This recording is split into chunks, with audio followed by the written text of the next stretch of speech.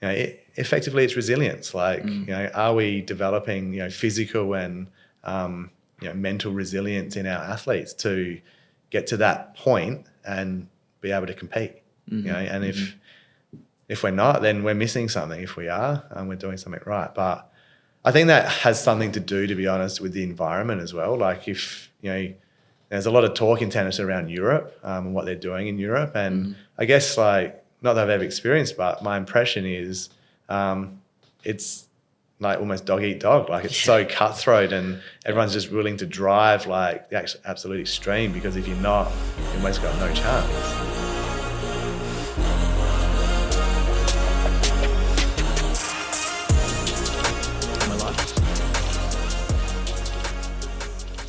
Welcome to another episode of Going Pro podcast, and today we have a special guest, Andrew Furner, who is with us today. He is the physical performance coach in tennis with Tennis Australia currently. He has a diverse and broad background, over 15 years in this area. He's grew up in the fitness industry. Your mum, your dad, you've owned gyms together. You've like developed fitness equipment, which we're going to dive into. So you could say that it's just been in your blood, really. Mm-hmm.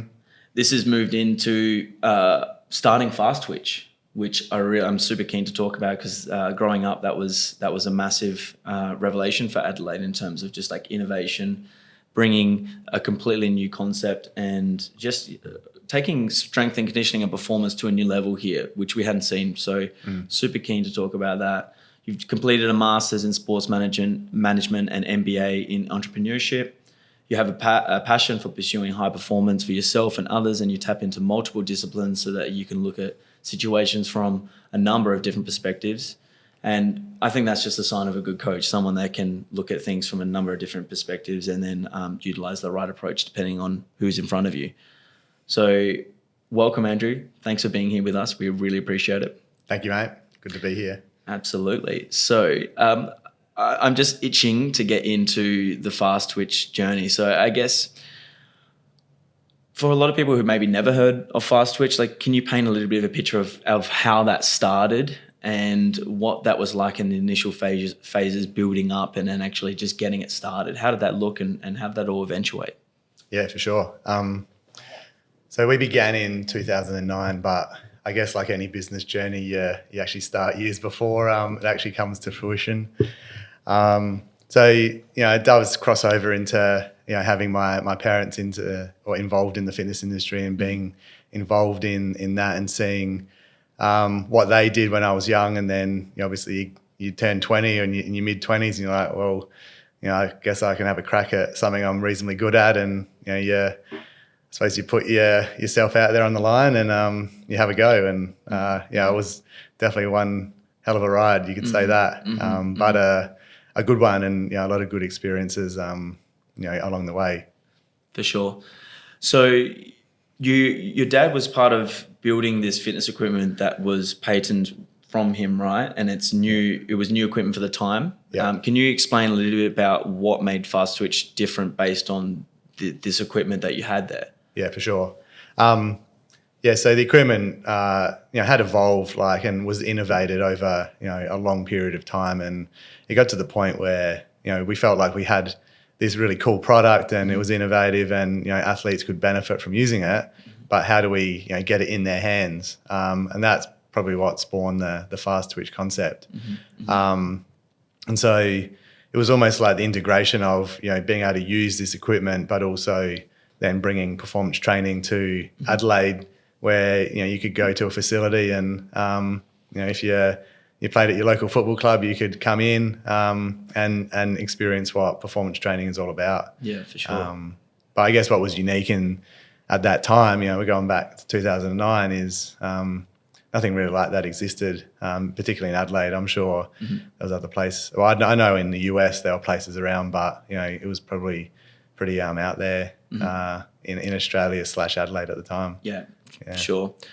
So can you explain what this equipment actually was, though? Like, it was a hydraulic pump. How did it actually work? Yeah. And then it gave you feedback. Can you explain that a little bit more? Yeah, for sure. So, I guess you can classify equipment into different categories, but this was what's called isokinetic training, and probably more pseudo isokinetics rather than a pure, for those, technical wizards out there. The hydraulic technology effectively controls the speed you can move. So if you try and push faster, it's going to create more resistance. So it's a unique way of utilizing resistance training. And I guess for youngsters looking to, I suppose, get an edge in their performance, it's a really safe way of doing it. So, That's exactly the first thing that came to my mind is just protection of the joints, not loading the joints in, I guess, a really damaging way. These machines would have made it really safe to actually output a lot of force and feel like you're going to be okay while doing that, while getting measurable results that you can test on and see through the computer system. And then from there, you can actually track over the course of maybe 8-week period or over a couple months and see how much progress you're making, which would have been awesome. It would have been great for people coming in to actually see how they were evolving in that time without putting too much pressure on their joints. Yeah, 100%. And because you're getting feedback on every repetition that you're doing, so you literally will do a set of 10, for example, and you can see each rep as you're going, but then equally look back at the set and see how you perform. So like you're saying, if you could, or you're doing that set by set and then session by session, it became a really good training feedback tool to identify where maybe some weaknesses were in your I suppose strength power profile. That would have been really insightful. And then you would have, I guess, broken that down with the people that you're working with and explained it to them and seen, okay, maybe your right hip's not working that well here and you need to push through your foot a little bit more, and you could have maybe gone into more detail. Was it consultative like that in any way? Yeah, 100%.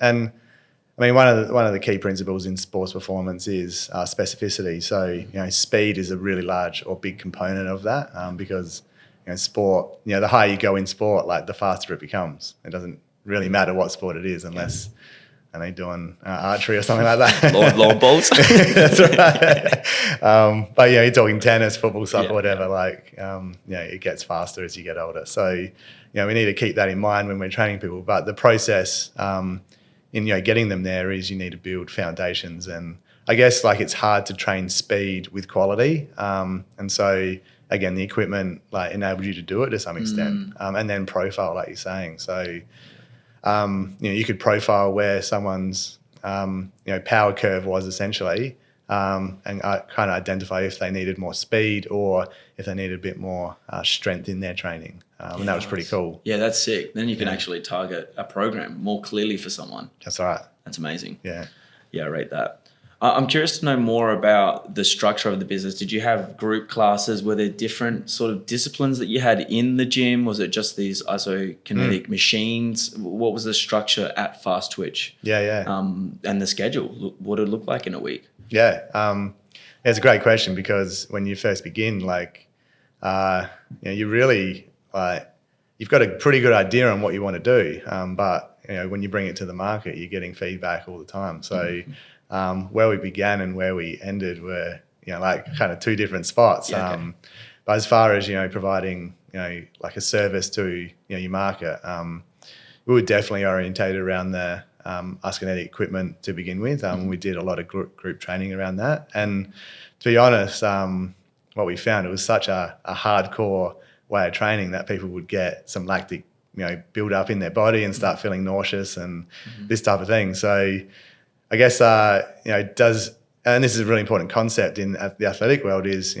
when should you really push those limits, and managing someone's load and these types of things are quite important. So I suppose being a bit greener back in those days, we're pushing people pretty hard, which was cool, and they were getting good results. But then we sort of evolved and started introducing a lot of the other training modalities that you do in performance training. Yeah. So what sort of things was that? Were there like yoga involved or any other kind of mobility classes? What sort of things did you have?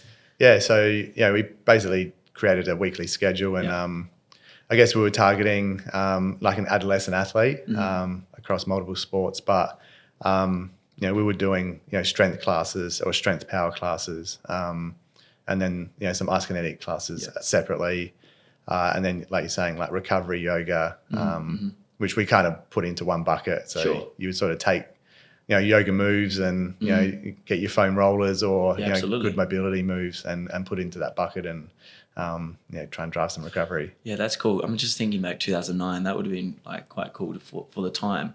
So like bringing it to now, how would you do it differently? Because there's been so much involvement in that space in terms of strength and conditioning, recovery, performance. Yeah. Like what would Fast Twitch look like today if you still were involved in it? Yeah, that's a brilliant question. I would almost do things completely the opposite. Yeah. Tell me more. I'd be so curious. Yeah, I mean, one of the unique parts of the journey, which we experienced as, I suppose, the founders of the business is we were working really hard. And, as you do when you start your own business, you're putting in like, countless number of hours. So I think like looking back now, like, you learn from your mistakes, but you would shortcut a few things knowing in hindsight how to do things better. So for me now, like, the athlete, and I guess profiling the athlete is kind of front and center because with a profile, you can always have targets and you need to have something to aim for as a coach and equally as an athlete. And I think, I see it all the time with the kids I train or the athletes I train, like, once you give them a target, they're going to strive much harder and kind of, dig their heels in, so to speak, and, get better outcomes. So I think the onus is on the coach to kind of, lead that path. But yeah, I think that's something we definitely do from the beginning. And then, a bit more of like a consultation to really figure out what are they trying to aim for? Where are they going with whatever sport discipline they're doing? Yeah. So then you can actually target things a little bit more clearly with them. Yeah. And you guys. I think, that's right. Like sometimes if you ask an athlete, well, what do they want? What are their goals? They're going to tell you what they know, but they don't know what we know. So I think, it's good to listen to them and get some feedback, but equally, we want to drive that process, for their betterment.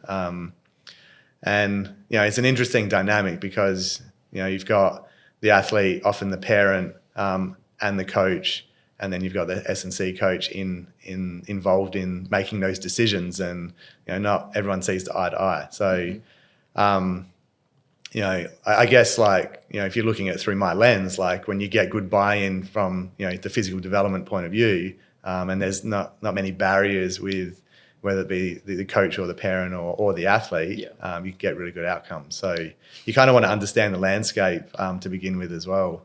Yeah. But there's some really good examples that I saw. Like Craig Goodwin is a really good one that sticks out in my mind, where he was just prepared to work. That's amazing. And look at him now. That would have built a base for him early days. Absolutely. To get to where he's at now. That's right. Fantastic. And if we had, a number of AFL boys come through who were looking to get drafted and then got picked up, and, I guess the general rule across those players who, push to that next level is they've almost got this like desire and drive to get there. And so they're almost driving their own process as opposed to, being forced to the water. Yeah. Yeah, they're the sort of people you want to work with. They're the sort of clients you want to have. When you have that, it's just the process is just extremely enjoyable, very easy, and you're motivated to really get stuck in. Not that there's anything wrong with having to really drive it, but like I don't necessarily want to be a personal trainer just like barking at someone, telling someone to move and do this. Like I want it to be collaborative, and I'll do my part, and it's nice when the other person does their part and we can really work towards something special together. Yeah, that's right. I know I'm having the conversation at the moment is, what would a pro be like at a junior level? And, like Leighton Hewitt comes to mind because he's SA, born and bred, but, he would be, frothing at the mouth, like just like trying to eat up anything he could get.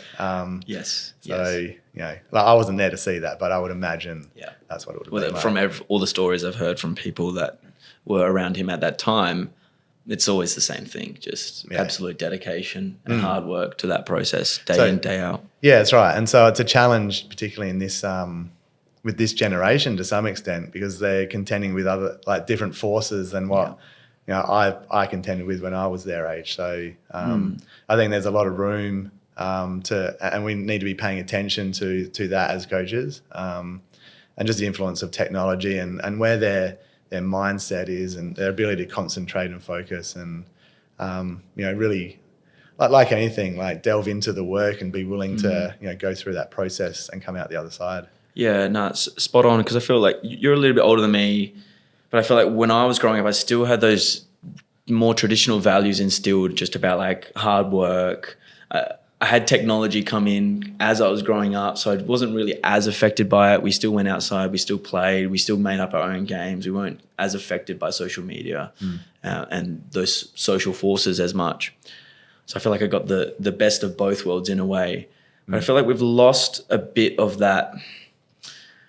those traditional values to really work hard and go through the process and realize that things don't come easy, and you have to be patient with it, and you have to repeat the process over and over again, day after day, over the course of months, years, to really get towards somewhere that you want to get to, because we're so used to having everything at our fingertips right now. And when that doesn't work, it's like, oh my God, why is this not working? I just want it to happen now. It's like, no, take some time, some time. Yeah. So my question is do you feel we need to go a little bit more traditional, old school, bit more like kind of hard work to teach kids to be more resilient? Where's the balance at there? Because we don't want to go too far where we're just like, yelling at kids all the time. But do we need to go a little bit more that way? Do you think? Back to the old school. Yes and no. Like it's definitely shades of grey, and I think it probably depends partly on who you're working with. But for sure. Like there's definitely like a model, like I've got in my mind where like I know like to transition, and they call it a transition from basically, junior competition to elite, adult competition. Like that's a big jump. So if we're preparing athletes, like are we preparing them for that jump? And I think the only way to prepare them is, it's physically and psychologically. So they become resilient, and, like one of the terminologies we use in our world is like resilient, unbreakable, So I think, if they're entering that stage of their sport and they're looking to push into that environment at the top level, are they going to withstand the rigors? And let's not forget that it's not just the physical or the skill. Like there's a whole psychological battle going on as well. Like, do I belong there? When I get there, am I going to like compete for my spot, or am I going to stand my ground? And this plays out, right? So I think that's really where a bit of the old school mentality, fits, because it's somewhat of, the survival of the fittest still. I think if you're sheltering kids, in the development environment from that, you're probably doing them a disservice later down the track. What does that psychological training look like to you? How do we actually train kids to work on the psychological side? Because that's the side that I see we need the most work on it. So a lot of kids are struggling with that side at the moment from my observations. I mean, like intrinsic motivation, which means motivation from within, I think is a key feature of it. And I guess that just goes back to the Hewitt example. Is he was like dry. Yes, there was other influences behind what he was doing, but ultimately if he wasn't driving where he wanted to go, like it would have crumbled down, in my opinion. I think it comes back to knowing your why. If you have your purpose and your why as to why you're enduring some hard things, then I think it can get you through those moments. That's right. When it is a little bit darker. And so there's this concept of deliberate practice, where like if you talk about a younger athlete, pre-adolescence, like you actually want quite a broad base of like stimulus or exposure to different activities. I think tennis is interesting because they talk about early exposure, and then you're almost getting a bit of a broad base of skills, but you actually kind of need to kind of like narrow into it pretty quickly as well. So you've got like what they call early specialization sports and late specialization. So athletics, for example, is a late specialization. You're not becoming like top level until you're probably mid-20s. Whereas tennis, like that happens a little bit earlier. And again, another example is gymnastics. That happens even earlier again. So you actually, these dynamics are going on whether we realize it or not. It's a matter of, I guess, like getting some understanding and I suppose some awareness and education out there around how or what they mean, and then obviously what you do about it through different stages of your development. But again, circling back to this deliberate practice concept, like to me, like what's front and center is feedback. And I've always said, like, you've got three types of athletes. You've got the athlete who, hates getting feedback, like will just, give you nothing, like roll his eyes, turn away, whatever.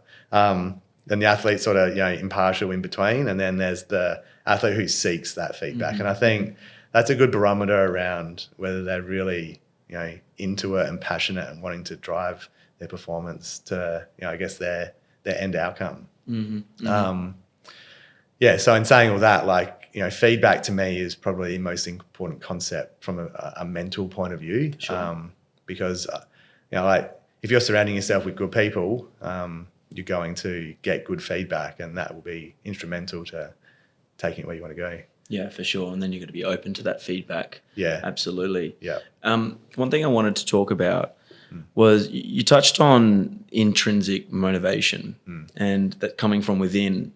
I think that's got to be probably one of the most important things to get the kindling of the fire going, to start that internal fire, to start to believe that you can do things. Do you think it's a skill that anyone can learn when you just practice self-talk when you're on the tennis court and you really actually start to become aware of the inner dialogue you have? Because we all have this just negative feedback loop of thinking that just comes up that we can just get stuck in, and then we kind of spiral and vortex down, and then it's almost like impossible to get out of, and then you've had a disaster session or a disaster match, right? Yeah.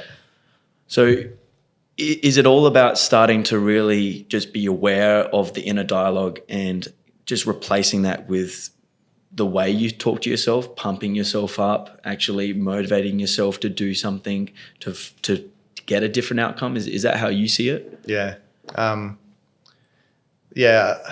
think like your performance gives you feedback. And so I guess that, say you are talking negative to yourself, is that working for you?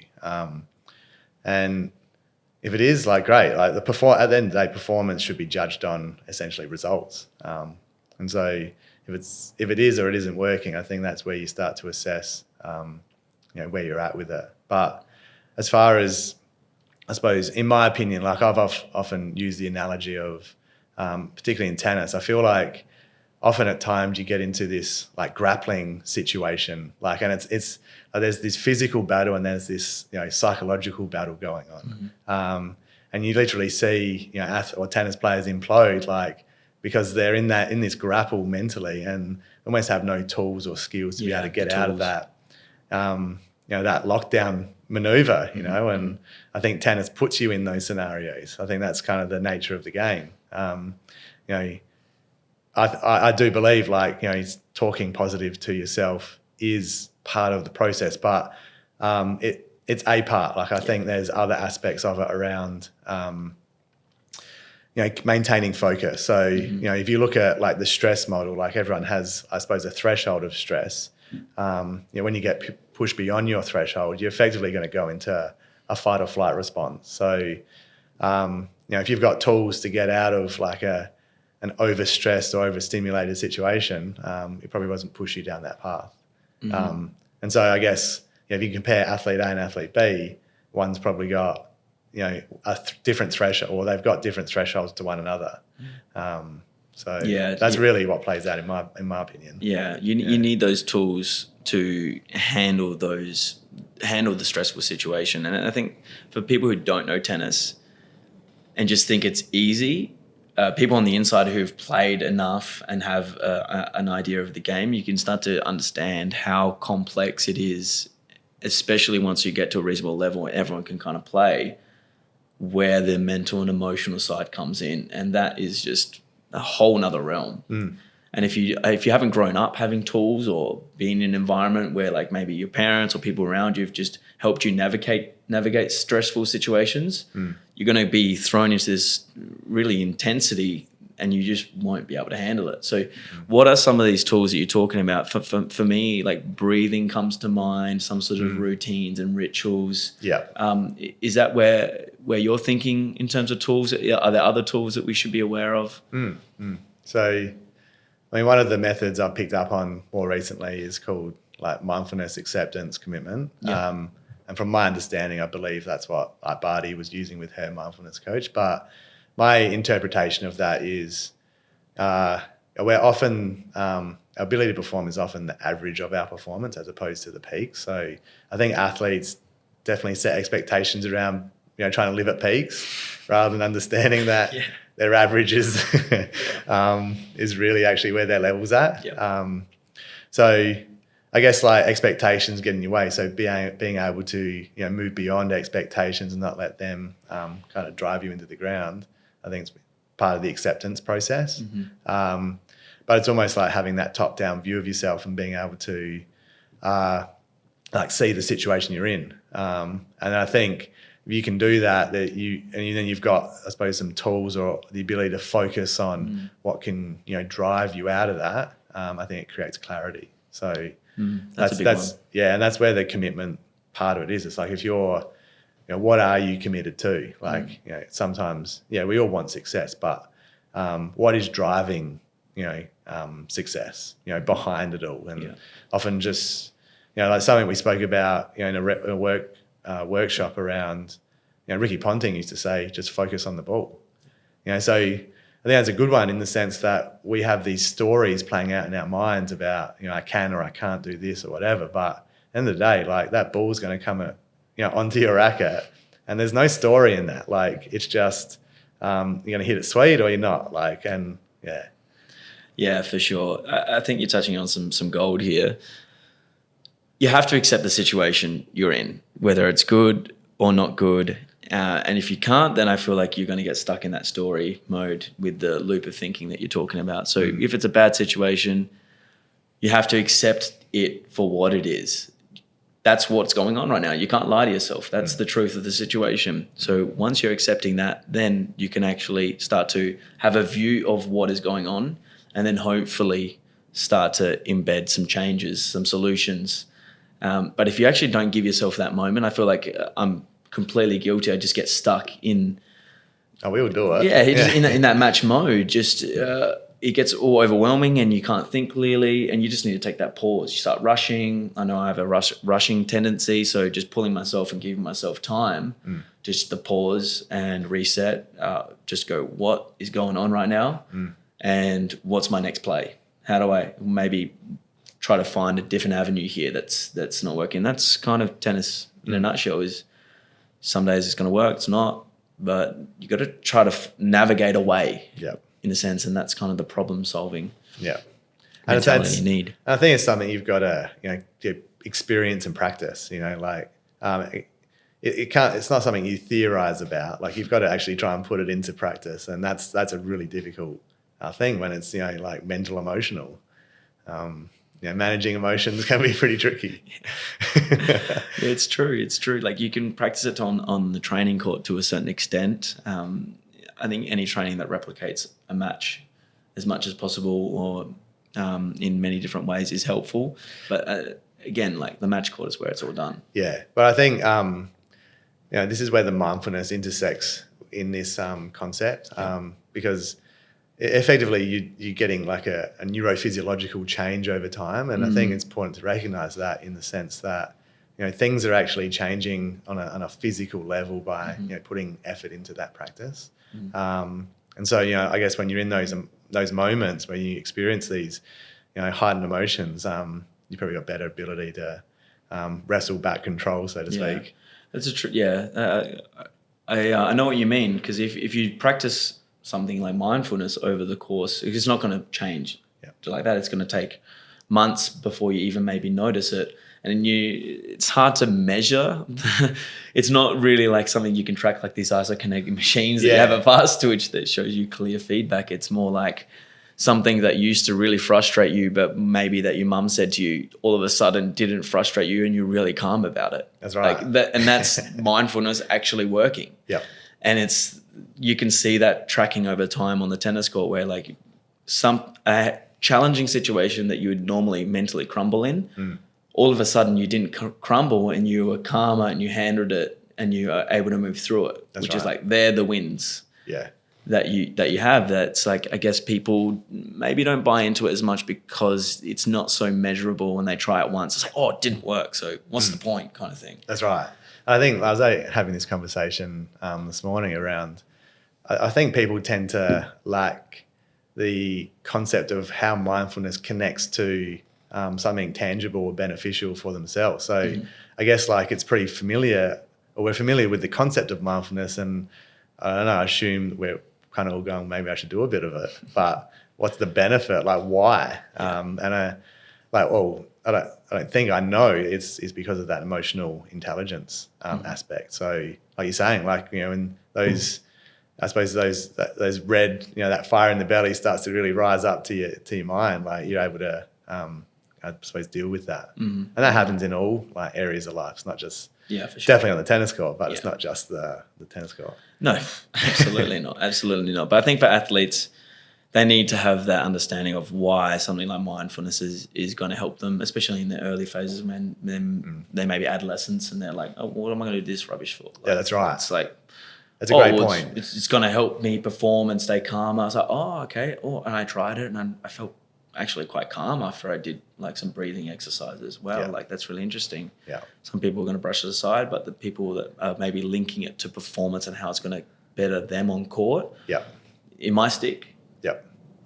Yeah, and it just comes like for me, like having, I suppose, a foundation in, you know, like, you know, exercise and physiology and that sort of stuff. Like the fight or flight response is a pretty good indicator where your head's at. So, and again, if you bring that back to the stress model, which is, you know, like, you know, I'm getting overwhelmed because like whatever's coming at me is like really stressing me out. Like it's ingrained in us to, you know, basically run or fight. Like it's pretty simple.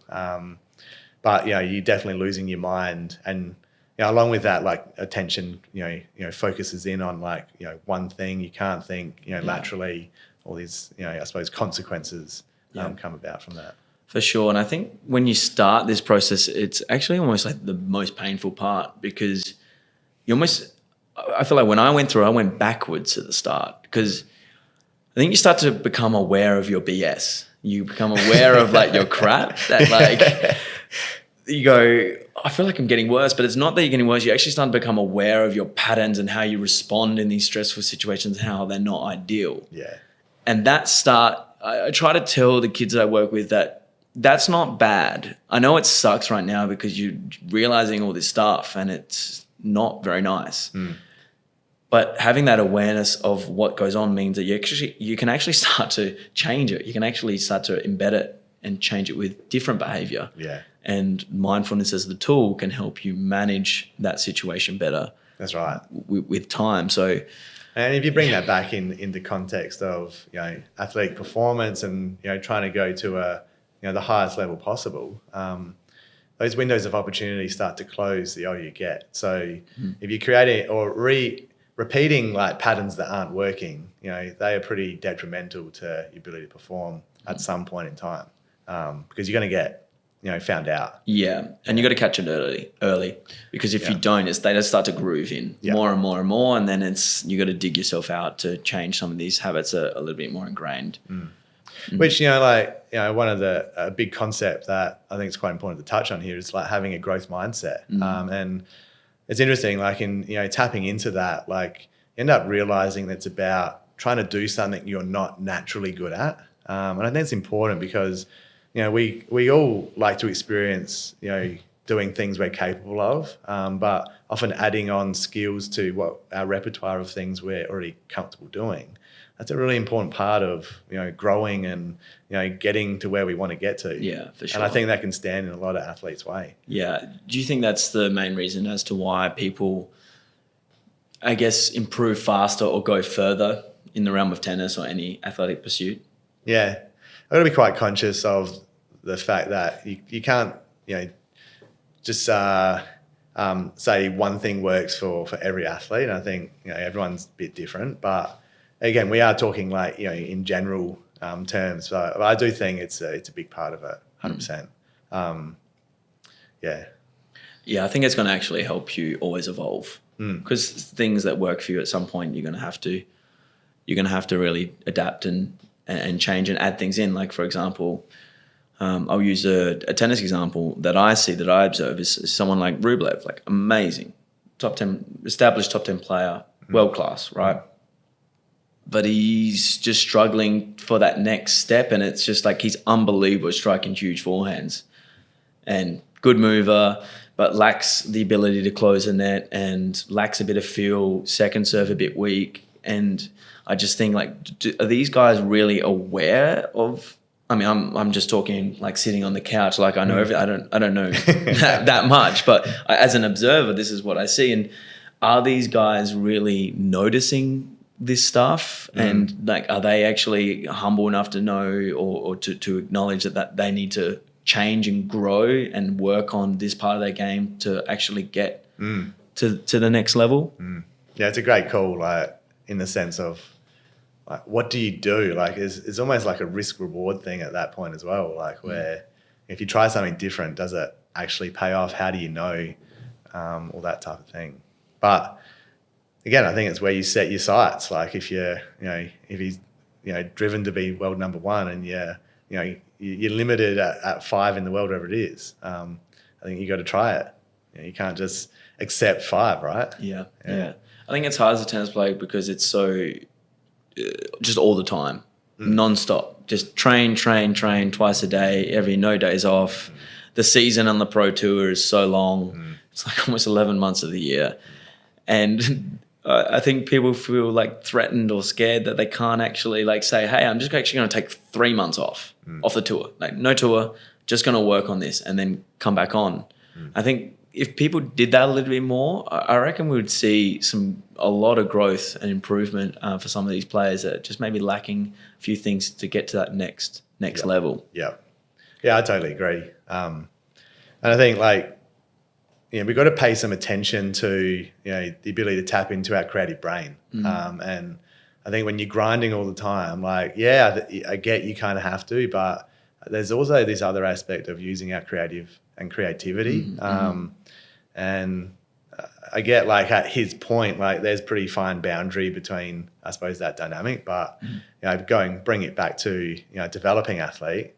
I think we need to be introducing, at least like allowing them to experience that side of themselves. Yeah, for sure. Yeah. Like, where do you think tennis is heading athletically? Like, what direction is the sport going across the globe? And I guess more from a strength and conditioning point of view.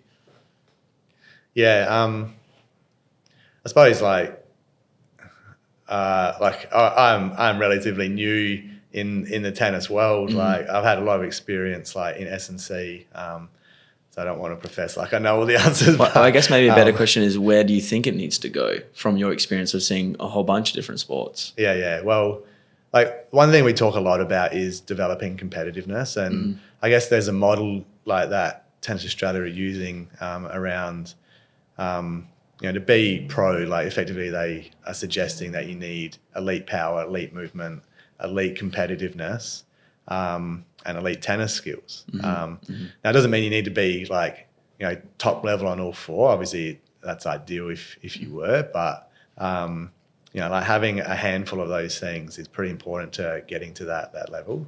So they talk a lot about what is the level and understanding like what that is, and I guess competitiveness is a really big focus area, and I guess that comes back to possibly a generational thing that we touched on earlier, but for sure. Also, effectively it's resilience. Like, are we developing, physical and, mental resilience in our athletes to get to that point and be able to compete, and if we're not, then we're missing something. If we are, we're doing something right. But I think that has something to do, to be honest, with the environment as well. Like, if, there's a lot of talk in tennis around Europe and what they're doing in Europe. And I guess, like, not that I've ever experienced, but my impression is it's like almost dog eat dog. Like, it's so cutthroat and everyone's just willing to drive like the absolute extreme, because if you're not,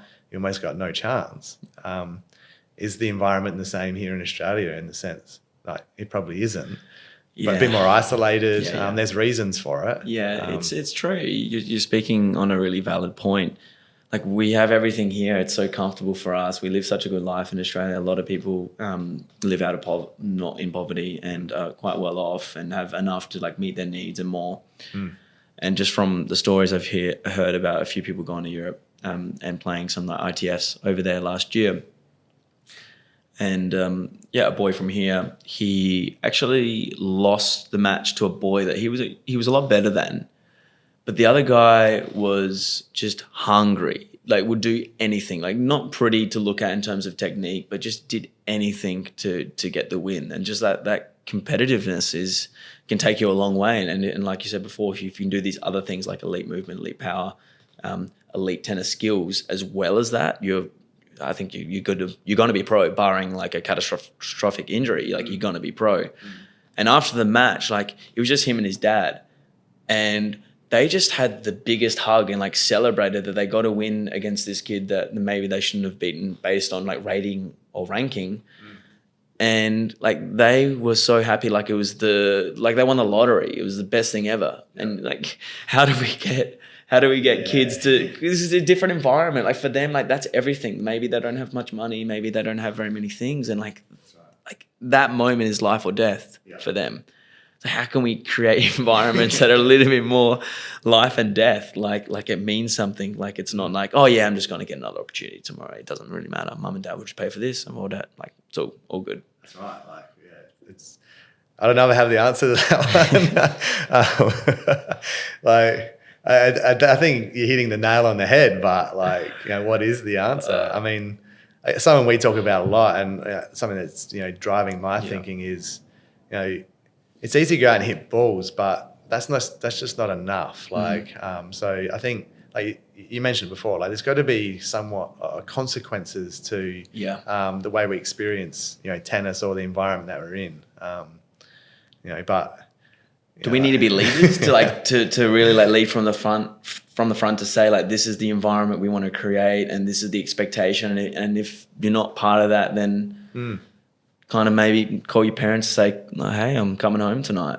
Yeah, well, we're not lacking opportunities, like you said. So if we start to, like minimize the supply, so to speak, hopefully demand increases.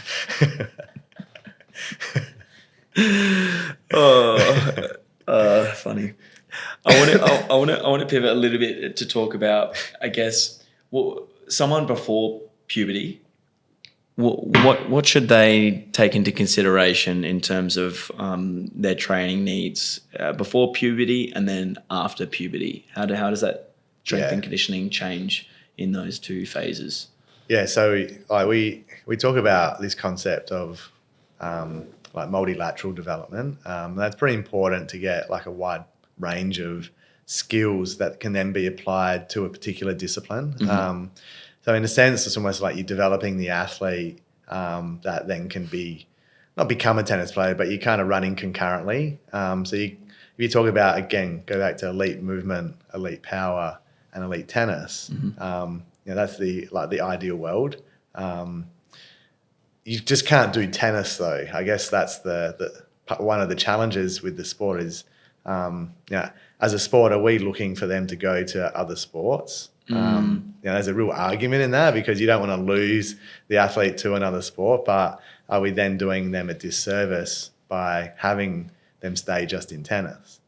So again, one of the things we talk about from a strength and conditioning perspective is almost being the other sport, like where we're really focused on getting that multilateral development athletically. So, we're not just in the gym, like, getting them, going in that space. Like we do a lot of other like movement orientated stuff where it might be just kicking a soccer ball or things. And I think, again, like I reflected on this a bit myself with my own childhood. I was doing all different types of things when I was young, but, we were outdoors a lot.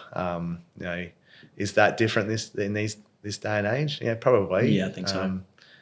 So I think we've got to pay attention to that, definitely pre-adolescence. A lot more exposure, I feel, when you were growing up and myself growing up. We just did so many different things. I think now it's straight away streamlining into just paying for services and going into a specific discipline rather than just like play and explore and just go have a kick and have a throw.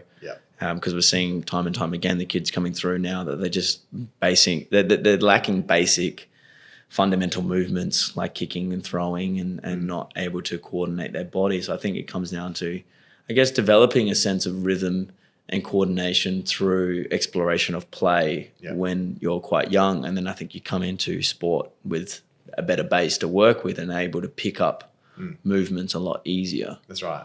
I think it gives you the element of creativity when you go and apply, this repertoire of skills into, say a backhand or a forehand. Yeah. But, like from a S&C point of view, it's really important that, you start that process pre-adolescence. I guess, and the reason being, like, where you can get to, post-adolescence and / early adulthood is much higher and far further than what you could do if you started or delayed that process. And that's a big shift in thinking in the context of, I suppose, the traditional conservative mindset, which was like, don't touch a weight until like post-adolescence. And like, I'm not advocating that we're getting like 10-year-olds to lift like hundreds of kilos, but like there's a smart way and there's a method around, absolutely, and an appropriate method around doing that. And what are some of these movements that would be ideal to pre-adolescent? Like, would it be certain lunges or different types of movements? A lot of body weight work. Yeah, sure. Okay. Yeah. What are some of those movements that you would highly recommend? Yeah, so just getting the body moving and exposed to, I suppose, the positions. Saying a lunge, like everyone can lunge, but can we hold it in a deep position and be stable? For example, I mean.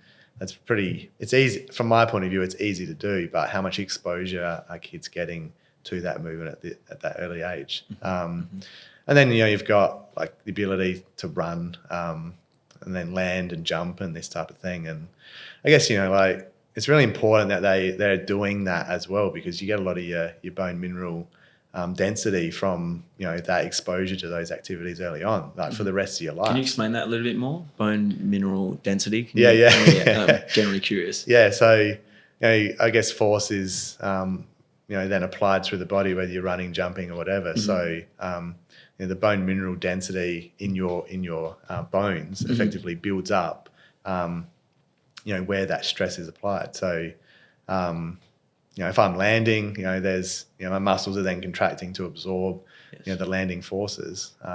Muscles pull on bones, so, the bones end up becoming stronger for that reason. Okay, so the bones become stronger through more exposure with these different types of landings and just repeating it over time. That's right. Yeah, and a lot of the way your body then, morphologically starts to adapt. You've got almost like this window, I suppose, pre-adolescence into adolescence to, I guess, maximise those benefits. So are you saying that because we're not getting enough exposure to doing these movements enough, that when some landing hits that's maybe not ideal, our bones are breaking, or like we're having, I guess, like maybe cartilage or tendon issues because of that? Is that a factor to it is a factor. Consider? Yeah, definitely. Yeah.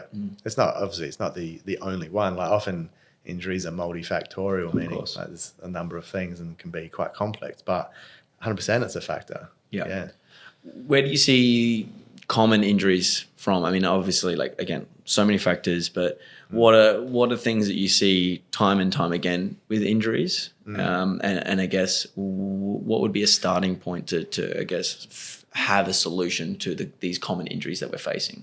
Yeah. So I guess like if you're getting a broader exposure to different movements, then the idea is that when you're challenged in a certain position, like that movement doesn't break down. And I guess like a poor pattern or a breakdown in pattern ends up leading to malfunction or injury, however you want to describe it. But I mean that exposure is like pretty critical, and I think it's important to recognise like the perceptual element to that. Like injury can sometimes be because we didn't perceive what we need to react to early enough, and so then that process is delayed, and then we react late, and we're out of position, and it happens quickly, and of course things go wrong. So So you're saying that it's important to really identify as a coach what are the movement patterns that are breaking down or not ideal, so we can identify them early and then have a solution in terms of recorrective movement patterns that have a better chance of staying injury-free for longer. Yeah, so it's about capacity early on, meaning that you build a broader and I suppose wider capacity, then the chances of that happening are reduced for sure. Mm-hmm. Mm-hmm. Yeah. So capacity essentially means like, exposure and potentially like overexposure to movement, but also load, speed, range of motion. These concepts within your training are really important. Yeah. What issues do you face commonly with just strength and conditioning in the tennis space? Do you find it hard to get people to buy in? Like, what are some of the challenges that you face doing what you do? Yeah, I mean, throughout my time in this industry and in this role, like you get varying, I suppose, ideas of what S&C is across different sports. And so I think like in this day and age, it's definitely becoming more, I suppose, like embraced within the sporting community and across different sports. But, it has taken some time, to filter down. And I guess, like elite sport has embraced it for a long time. Is it filtering down into the semi-pro, and then even into the junior level? So I think there's still a large or a big gap in that development level. But as far as tennis goes, I suppose I think the sport embraces it pretty well. Like the biggest challenge is actually like the relationship between the parent, the athlete, and the coach, and whether there's an awareness for and a good understanding of what this can do for you and your game. And I think if the parent and coach, or the parent, I think has a unique position in the tennis dynamic, because they have a very big influence on what their child is doing, and the decisions that are being made, and the way, for example, like if like my athlete's feeling sore, is the best thing to back off, keep doing the same thing, or push further. And so, in my opinion, if the parent doesn't have the awareness of how to manage that process, but they're making decisions, that can be a real challenge. And sometimes you get a lot of, I suppose,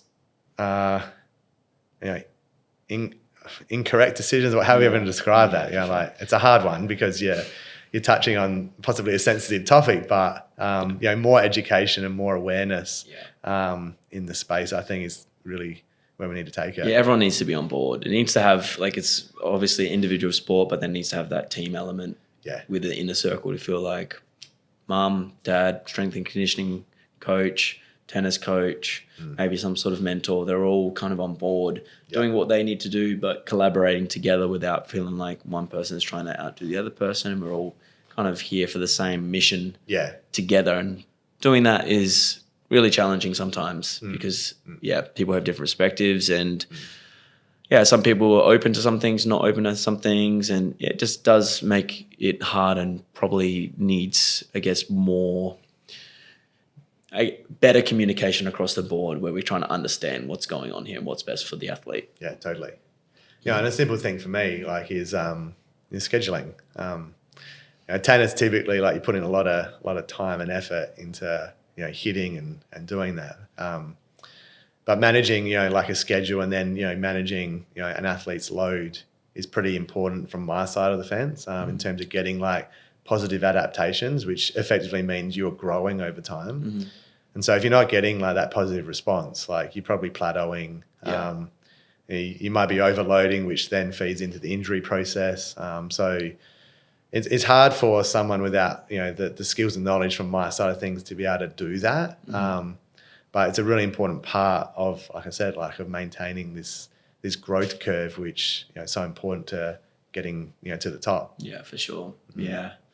Where do you see your vision moving forward in this space?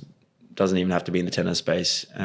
Where do you see yourself moving into the future? Where would you like to take your career in this space moving forward? Yeah, sure. Like, I love tennis. Like, I think one of the things that's kept me in S&C is tennis, to be honest. The reason is that I think the sport asks of you probably more than any other sport. So I love that aspect of it. I mean, and I think if you get some of these processes we've been discussing, like, working for you, I think you got to a better chance of becoming your best tennis self. If that's how you want to describe it. Yeah.